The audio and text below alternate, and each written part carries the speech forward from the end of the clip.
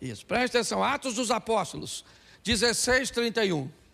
Esse também é outro perturbadinho, coitado. Esse aqui queria suicidar. Turma do suicídio. O apóstolo Paulo, essa é uma história maneira do capítulo 16, uma parte do capítulo, vou narrar para você rapidinho. O apóstolo Paulo estava lá mandando a palavra, no início estava entrando em Macedônia, Filipos, por ali, certo? E estava lá ele pregando a palavra de Deus, e o povo estava lá, maneiro, mas tinha uma dona lá, uma menina que adivinhava as coisas, uma vidente lá, adivinhava as coisas, e tinha os caras que ganhavam dinheiro com ela, porque montaram uma estrutura para ela adivinhar. Então os caras entravam no dinheiro com adivinhação. E Paulo está lá pregando, e ela olhava e falava, gente, escuta Paulo, porque Paulo, gente boa. Aí Paulo falou assim, pô, estou incomodado com essa dona gritando aí, ó, essa maluca aí, ó. Rapaz, tem um demônio nessa gritaria dessa mulher aí. Não estou falando que toda mulher que grita tem demônio. Mulher fala muito porque a área de fala da mulher é muito grande. O homem tem uma área de fala bem aqui assim, no finalzinho, aqui assim, ó, do tamanho de um grãozinho de feijão. A mulher tem uma área de fala, é todo lado esquerdo assim, e se faltar espaço também tem o direito todo que ela fala. Por isso que normalmente a coisa mais difícil que existe é você ver uma mulher gaga. É porque falar faz parte dela, tá certo? Foi só uma... Nem sei porque eu falei isso. Sangue de Jesus, tem nada a ver com o culto. Os teólogos de plantão morrem. Ainda bem que eu sou pastor. Tem que deixar eu pregar de novo. Escute só. Aí Paulo olhou para a dona lá, que estava endemoniada, sem estar endemoniado. Olha, uns demônios escondidos. Demônio dissimulado. Paulo falou, ô demônio, não adivinhação, sai dessa maluca aí. Pô, a mulher perdeu, não adivinhava mais nada. Nem esse negócio esses brinquedinhos de criança. Os caras falaram, manda prender esse miserável aí, rapaz, que secou a nossa fonte de renda. Aí prenderam o Paulo, todo mundo estava com muita raiva. E perto da meia-noite o Paulo se irmou de cantar. Crente é terrível. Meia-noite, todo mundo dormindo, os caras presos, com os carros canhados, tudo presos assim. E eles estão lá, poderoso Deus, poderoso Deus. Começou a estremecer o negócio tudo. As portas abriu tudo, alvará de soltura. Aí vem o carcereiro, acordou agora. Nossa, o que aconteceu? As portas tudo abertas, ele falou, fugiu todo mundo, vou me matar. Paulo falou, calma aí, ó, infeliz, ninguém fugiu não, está todo mundo aqui. Ele falou, acende uma luzinha aí para eu ver. Aí acenderam, depois você lê, a história é fantástica. Só estou aqui, né, rapidinho, mas a história não é nem isso que eu estou falando, é um negócio, só estou falando fofoca, só superficial. Para criar em você o interesse, entendeu? Estou contando a metade do babado, o restante é contigo. Vai lá. Aí o apóstolo, aí o Paulo está lá, aí vem ele assustado. Ninguém fugiu. Ele falou, ninguém fugiu. Estamos tudo aqui. Ele falou assim, então, ô São Paulo, como é que eu faço para me salvar? Que quase que eu me lasquei agora, morrendo. Paulo falou, crê no Senhor Jesus, será salvo tu? Presta atenção. Olha que coisa fantástica. Por que Paulo foi para a prisão? Ele ficou preso? Sim ou não? Ele foi solto, ele só deu uma passada lá. Porque Deus estava a fim de salvar o carcereiro. Deixa eu falar uma pergunta para tu, séria. O que você veio fazer aqui hoje? Tanto lugar mais legal para você ir. Se você bebe, ó, tem uns na esquina aí, umas birosas com uma cerveja maneira. Se você gosta de ver filme, você podia estar no cinema. Se você está com preguiça, você poderia estar em casa, miserável. E olha, eu sei o que você está fazendo aqui. Ah, não, eu vim aqui porque o senhor é engraçado. Fala sério, o diabo tinha poder para combater isso. Ah, eu vim aqui porque eu achei que não era o senhor que ia pregar. Se lascou. Você está entendendo? Pô, presta atenção. A desculpa que Deus usou para te trazer aqui, eu não sei. Eu só sei que você só está aqui porque Ele decidiu que você estaria. Você está entendendo? Para que você entenda que o que você enfrenta hoje não tem autorização para te destruir, é apenas para que Deus se revele mais para você. Paulo está preso e poderia falar nessa droga que eu estou preso, vou cantar é nada. Estou todo dolorido. Está ele lá cantando. Sei lá. Está lá ele. Você estava cantando com... Quem é que canta aquela música Terremoto? É Cassiane? Quem é? A Estela. Então não sei se Estela estava lá também. Cantou terremoto, sacudiu tudo, salvou o carcereiro e depois Paulo saiu. Ou seja, aquilo só aconteceu para levar a salvação àquele a quem Deus queria. Capítulo 17, verso 26. Esse aqui também é bom. Nesse mesmo dia, foi circuncidado quem? E quem? E quem? Seu filho. No mesmo dia, o que o filho foi fazer, o pai também, para dar exemplo. Não adianta só falar, querido. Foi época. Quando eu era garoto, sabe o que falava para mim? Faça o que eu mando. Mas não faça o que eu. Levei uma surra do meu irmão, porque fumei. E caí na besteira de falar com ele. Você também fuma? Ele pisou no meu pescoço, no sofá. Fala de novo que eu fumo. Fumo com o meu dinheiro, você tem dinheiro? E a minha vontade é falar, tira o pé que eu falo. Com o pé. Era violência doméstica? Pois é, meu. Primeira vara da infância e juventude que eu conheci, de goiaba. Desse tamanho assim, ó. Batia na gente. Quem aqui apanhou, levanta a mão. Louvado seja Deus pelas surras. Nunca matou ninguém. Não estou falando de violência doméstica, estou falando de surra. Estou falando de espancar filho, não é disso não. Tem uma surra que eu até sinto, às vezes, saudade, não tem?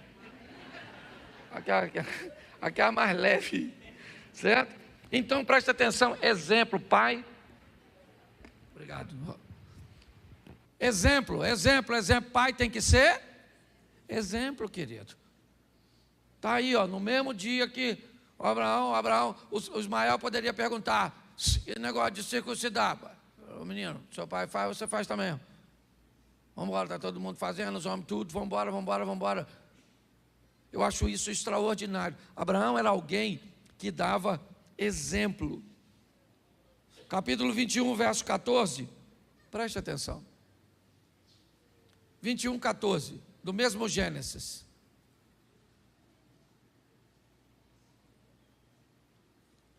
Então se levantou Abraão pela manhã, de madrugada, tomou o pão num odre de água e os deu a Agar, pondo-os sobre o seu. Também lhe deu o menino e despediu-a. Ela foi-se andando errante no deserto de Berseba. Preste atenção nesse texto aqui, porque para mim, eu vou dar a minha opinião. Os teólogos de plantão ficam à vontade de levar seu raciocínio mais adiante, tem problema nenhum com isso. Ele já é quase um rapazinho. Isso é uma confusão aqui, que aconteceu no dia da festinha. Abraão mandou fazer uma festa para Isaac ser desmamado. E nessa festa, Ismael, que já era um rapazinho, né? Porque vamos imaginar aqui, se Isaac, ele nasceu quando Abraão tinha 100 anos, e Ismael nasceu quando Isaac, ou quando Abraão tinha 86, quando Isaac nasce, Abraão tem quantos anos aproximadamente? 14. Vamos dizer que a criança fosse desmamada com 5, 6 anos, nessa época, que as mães não tinham naquela época a preocupação de ficar com o peitinho mole, com estria. É porque hoje a criança nasce hoje, mama 3 dias, a mãe já põe lá logo. Aliás, criança de rico hoje tem até negócio de lactose. Criança de pobre tem alergia à fome. Qualquer leite serve, de vaca, bezerro não, vaca, cabrito, essas coisas, eu não é. Dava qualquer coisa para a criança, égua, é isso aí. É leite, é, comanda. Filho de rico, não. Aliás, a vida de rico sempre lasca de pobre. Você quer ver, o pobre andava de bicicleta tranquilo. O infeliz do rico começou a andar de bicicleta, o preço da bicicleta subiu. Uma bicicleta hoje vale 15 mil, o pobre está lascado. O rico andava de carro zero, sim ou não? E o pobre andava de Fusca. A turma começou a gostar de carro antigo. Um Fusca hoje custa... Dá vontade de matar tudo, não dá? Sim ou não? Atrapalhar a vida dos outros? Mas volta aqui. Dá uma olhada. Olha nisso aqui. Eu queria que você olhasse para essa situação. Ele levanta de madrugada, por quê? Porque, vamos botar aí, Ismael com quase 18 anos, talvez, fazendo as contas aqui certinha, Isaac está com 5, 6, uma brincadeira entre irmãos, e sempre foi assim, gente. Você que tem filho, você sabe, que às vezes um menino tem 4, o outro tem 17, eles brigam.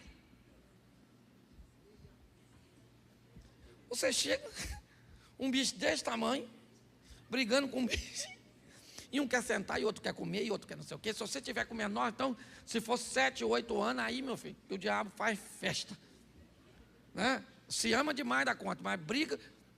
E aí o Ismael fez uma brincadeira que não devia. É isso que a história está contando.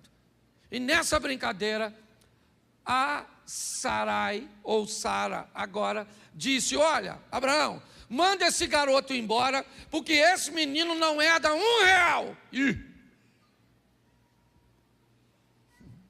Não vai herdar nada. Eu não quero que ele tenha um camelo, um criado. Eu não quero que ele tenha nada.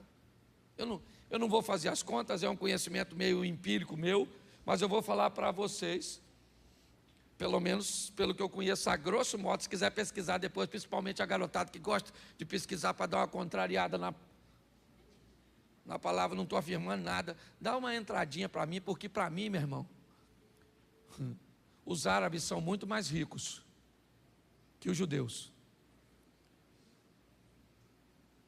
E quando nós olhamos esse texto, nós vemos Sara dizendo: esse garoto não herda R$1 do meu filho. Manda ele embora. Ele manda, está aí, ó, o milionário, mandando o filho de madrugada, com odre de água e um pouco de pão. Provavelmente, como pai, a preocupação dele é a seguinte: meu filho, estou mandando você com pouco recurso, porque a hora que o recurso acabar, volta que papai está aqui de novo. Porque está assim de pai, que cria filho para não ir longe. Cria filho para viver na barra da saia de papai e de mamãe. Filho não é para criar dessa forma não, querido. Se você criar seu filho bem, ele pode morar onde for, e ele ainda continua vivendo perto de você. Se você criar ele mal, você pode deixar ele dentro da sua casa, que nem seu amigo ele é. A verdade é essa. Então, distância não define intimidade e proximidade entre família. Quando ele diz, vai embora, ele vai. E aí, meu irmão, eu já falei disso aqui. A água acabou. A mãe vai doer demais ver o menino morrer. Ela se afasta. E aí o texto, numa tradução que eu amo, diz que o menino em choro, longe da mãe, que já não é mais um menino, mas a mãe deve ter explicado: filho, mamãe ou você morre primeiro. E para um não ver o outro morrer, faz o seguinte: fica aqui. E ele não era um bebê chorão, viu? Ismael não era um garotinho chorão, não. Até porque eu já cansei de ouvir mensagem na igreja dizendo que deserto é lugar de transição. Esse deserto vai passar, esse deserto vai passar. Vai passar, para esse cara não passou. A Bíblia diz que ele cresceu, venceu e prosperou no deserto. Porque se Deus for contigo, o deserto tem que te fazer prosperar. As bênçãos do Senhor nos seguem até os desertos. A verdade é essa. Quando eu olho para esse cara, o que eu vejo? Eu vejo ele orando a Deus, debaixo daquela árvore para morrer. E aí o anjo vai lá e conversa com a Agar e diz: o que você está chorando, Agar? O que você está falando aí? Deus ouviu o choro, o clamor do garoto. Olha aí ao seu lado, tem um poço. E ali a história muda a respeito deste menino. Ele vai viver coisas extraordinárias. Ele vai viver coisas fantásticas. Porque tinha um pai, preste atenção, ele não levou basicamente R$1, um odre de água e um pouco de pão. Mas aprenda, com Abraão dando para Ismael a maior herança que um pai pode deixar para um filho. Qual é? Ensinar o endereço de Deus para eles. Preste atenção, porque um texto ele vai completando o outro. Eu li, porque eu separei aqui, 10 frases ditas por Jesus.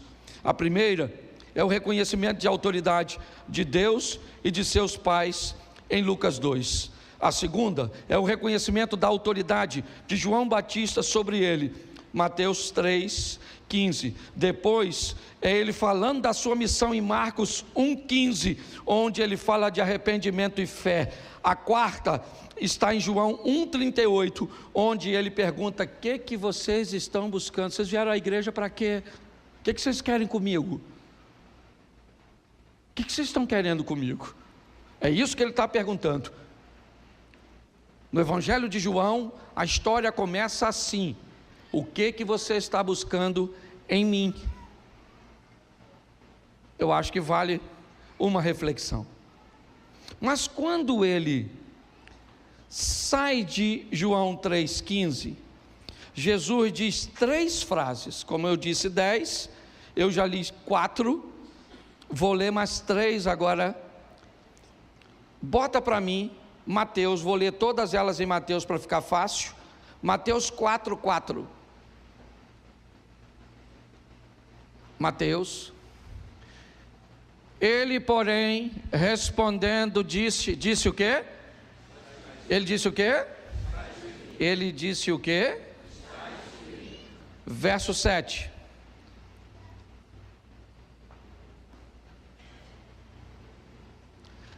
Disse-lhe Jesus também: está?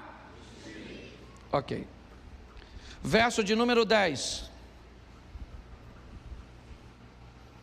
Põe o 10, por favor.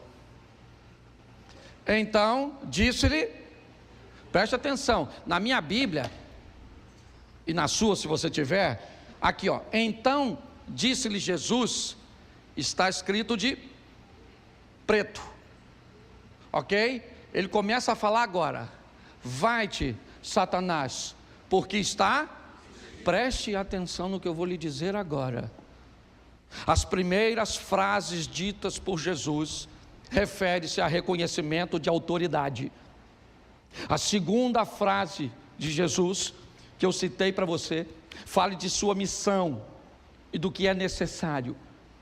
Mas agora Jesus vai falar algo muito importante. 3 vezes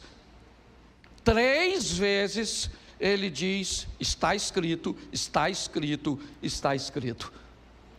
Primeiro ele me mostra autoridade, mas agora ele me mostra conhecimento. As 3 frases ditas por Jesus agora são para combater uma coisa, sabe o quê? A Bíblia. As 3 frases que Jesus está usando da Bíblia é para combater a própria Bíblia. Ué, pastor, você ficou louco? Não. Jesus está me mostrando agora que se eu quero ser bem sucedido, eu tenho que conhecer tanto a verdade, que se alguém me contar essa verdade de uma forma equivocada, eu sou capaz de identificá-la. Sabe qual é o problema nosso? Ou da grande maioria? Nós conhecemos o evangelho que os outros leram. Alguém leu, veio aqui, falou, e você nem sequer conferiu. Preste atenção, 3 versículos agora. Jesus está sendo tentado por Satanás. É uma guerra de conhecimento. Os dois conhecem muito a Bíblia, sim ou não? A diferença é que um conhece e o outro é. E aí eu pergunto a você, está lá Jesus e Satanás no deserto, sim ou não? Sim ou não? Isso. Satanás é um ser humano ou ele é um espírito? Ser humano ou espírito? Jesus é um ser humano ou um espírito? Jesus é um ser Então Jesus é um humano conversando com um ser espiritual, se é que eu posso chamar celestial. Tá certo? Sim ou não? Qual é a diferença entre os dois?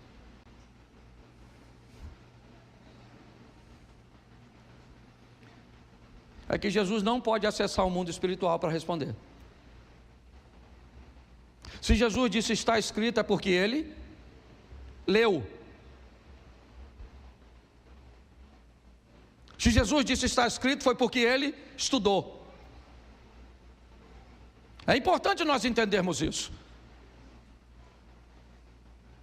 O que ele está fazendo é, Satanás diz, você tem fome? Diga a essas pedras que se tornem em pães. E sabe o que Satanás diz? Está escrito. E Jesus diz, mas também está escrito, nem só de pão viverá o homem. Se tu conhece a Bíblia, Satanás, eu também conheço, maluco. Vai ficar ruim a guerra. O diabo falou, beleza, tá certo. Certo? Então vamos aqui. Por que você não se joga do pináculo do templo? Porque está escrito lá na Bíblia que o Senhor Deus dará ordem aos seus anjos a seu. Está escrito, disse o Satanás. Sabe o que Jesus disse? Mas também está escrito. Não tentarás o Senhor teu Deus. O Satanás falou, caraca, maluco, pô, tá ruim de dar uma volta nesse cara. Já usei 2 textos. Pô, vamos fazer o seguinte, cara. Ó, ao invés de você sofrer, morrer, cuspir no você, vamos escolher um bandido ao invés de você. Ó, se tu, olha só que beleza, se tu se prostrar e me adorar, eu te dou tudo isso. Jesus falou, ô Satanás.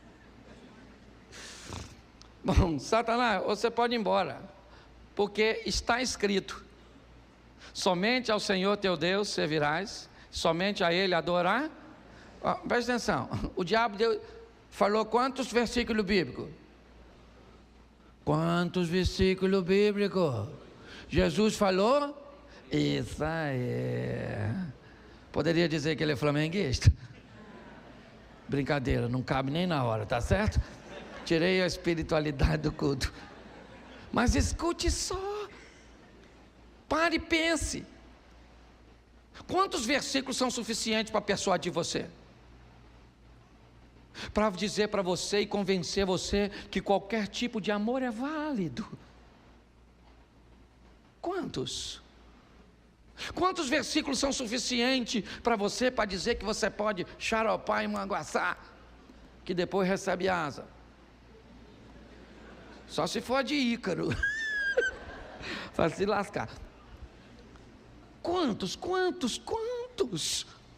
Jesus utiliza agora 3 textos falando de seu conhecimento, porque ele estudou, entendeu?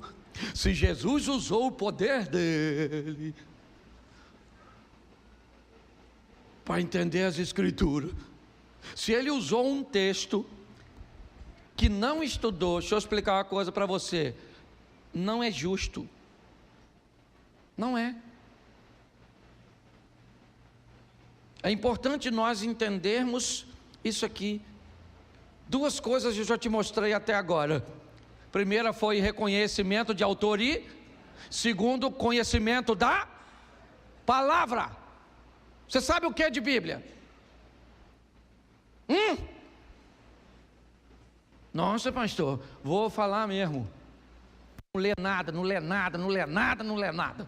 Hoje já viu 50 mensagens no WhatsApp. Já consultou o Instagram. Eu falo porque eu também consultei. Não sou diferente de você não. Só que eu também li. Outro dia uma pessoa falou comigo assim: pastor, olha só, se você tomar um copo de guaraná, você tem que tomar 5 de água para desfazer o guaraná.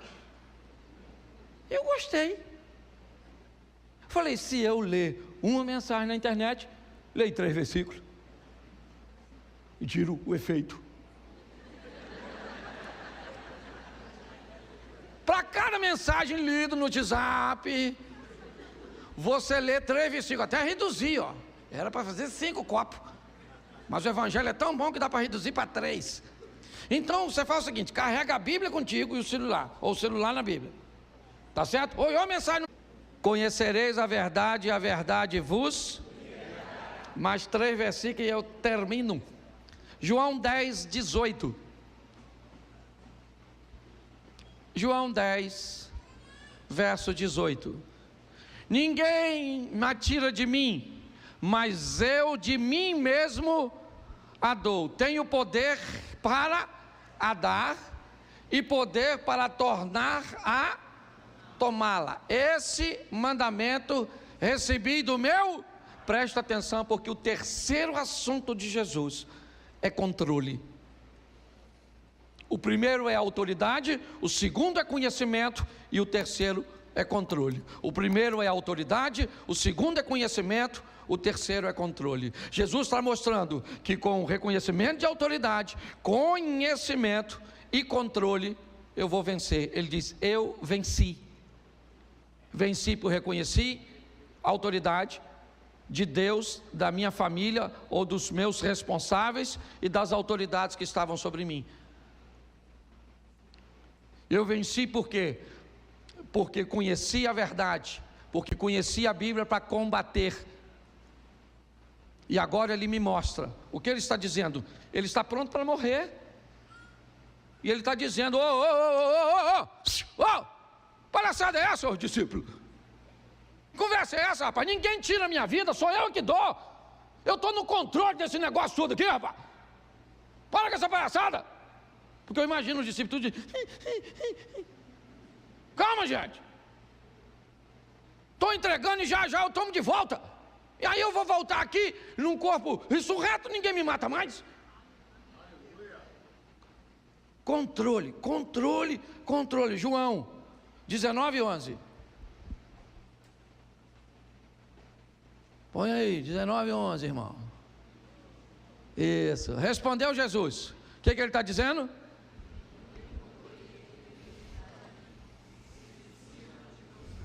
Presta atenção, porque isso aqui arrebenta na nossa cabeça. Perdoe a adaptação que eu vou fazer agora, mas eu tenho que fazer. Tá bom? Deixa que eu leio para não ofender ninguém. Lula: nenhum poder terias contra mim se de cima não tivesse dado. Bolsonaro: nenhum poder teria contra mim se de cima não te fosse dado. Papai e mamãe: nenhum poder teria contra mim. Deixa eu falar uma coisa para você. Jesus está dizendo o seguinte para Pôncio Pilatos: Pilatinho, sabe o que Pilato falou para Jesus? Encheu o peitinho. Ele falou: ô Nazareno, estão querendo lascar você. E aqui nessa jossa quem manda sou eu. Fala comigo agora, ô Nazareno, porque eu livro você da morte. Eu sou Pôncio Pilatos. Jesus falou: Pilatinho, sabe de nada, vai lavar a mão, miserável. Ô Pôncio, nenhum poder tu teria, cara. Tu só está onde está porque meu pai deixou. Sabe o que Jesus está dizendo? Ô camarada, quem está no controle de tudo aqui sou eu. Sabe o que ele disse? É-me dado todo o poder no céu e... Eu acabo com isso tudo agora, rapaz. Oh, As pink cérebro, meu Deus do céu, querendo dominar o mundo? Jesus está dizendo, eu faço o que eu quiser. Ninguém. Agora, deixa eu te dar uma notícia agora ruim também, que hoje eu vim para dar uma notícia ruim. Você sabe por que tem gente ruim no poder? E Deus permite que elas estejam lá? Porque alguém tem que estar. Alguém tem que estar no poder, sim ou não? Você quer? Então não reclama de quem está. Entendeu? Tem lugar que não era para o outro estar lá, era para tu. Mas tu não quer estudar, tu não quer trabalhar, tu não quer se dispor, tu não quer fazer nada. Aí fica reclamando do outro que está lá. Alguém vai ter que ocupar o lugar, querido.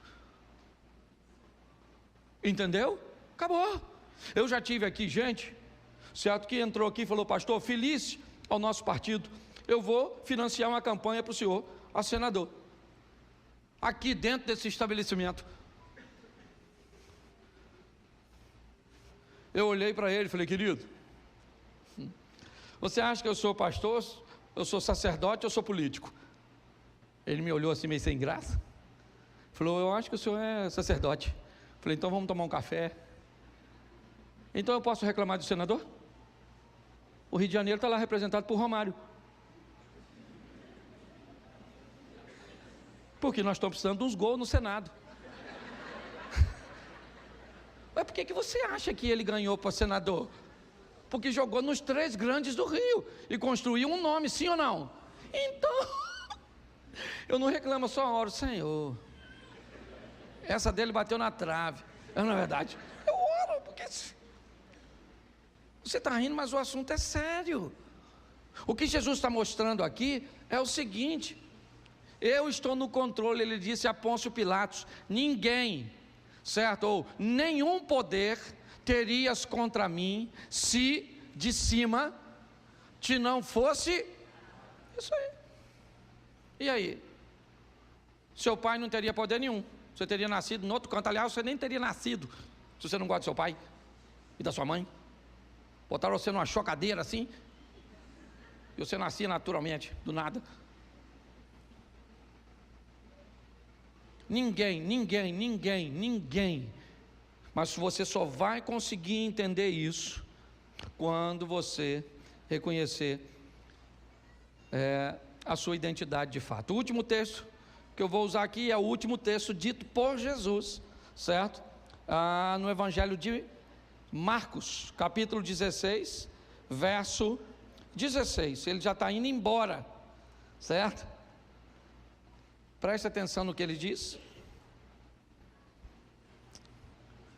Quem crer e for, será, mas quem não, será. Verso 17. Estes sinais seguirão aos que, em meu nome, falarão novas. Vamos lá, bota o 18.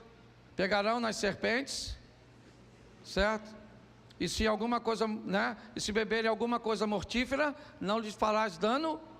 E imporão as mãos sobre os enfermos e os... Verso seguinte.